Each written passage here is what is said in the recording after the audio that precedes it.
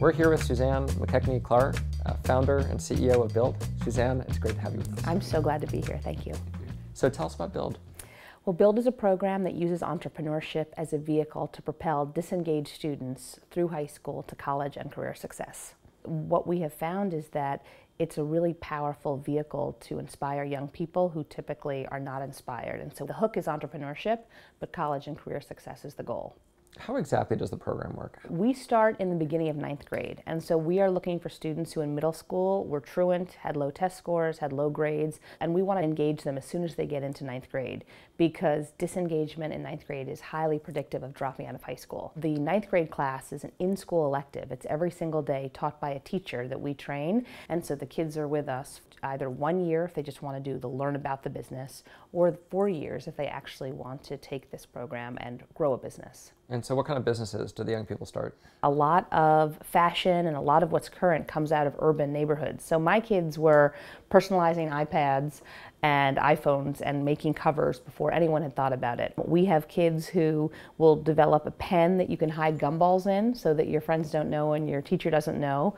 That's a subversive business. Yes, that's a very subversive business for us. Yeah, no, I mean, we really pride innovation. Yeah, exactly. I imagine that you run into people who are skeptical.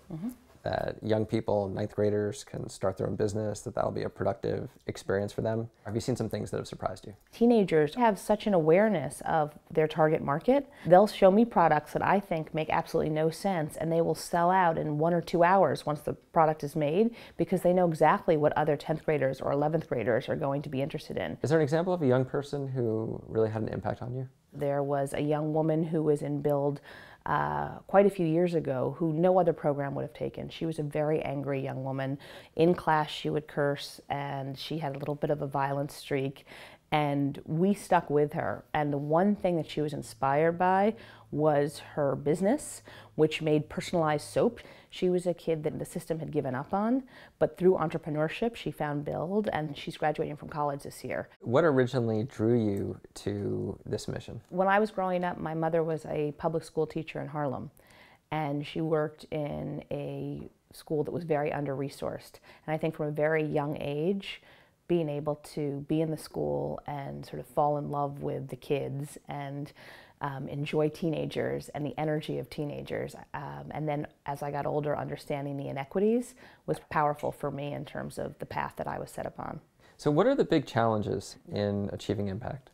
I think the next big hurdle for us is going to be, can we embed our program in many more schools, and then will the schools adopt it and be able to run with it themselves? I look forward to a time when entrepreneurship is offered as an elective in all schools as a vehicle to help kids achieve their true potential. What's holding that up? Why isn't there greater adoption given how entrepreneurs are respected and celebrated in our society?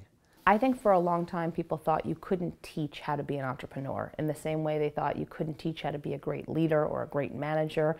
And we are learning that although not everyone might start a company, everyone can be imbued with these entrepreneurial skills, and they are very powerful. What is your big bet?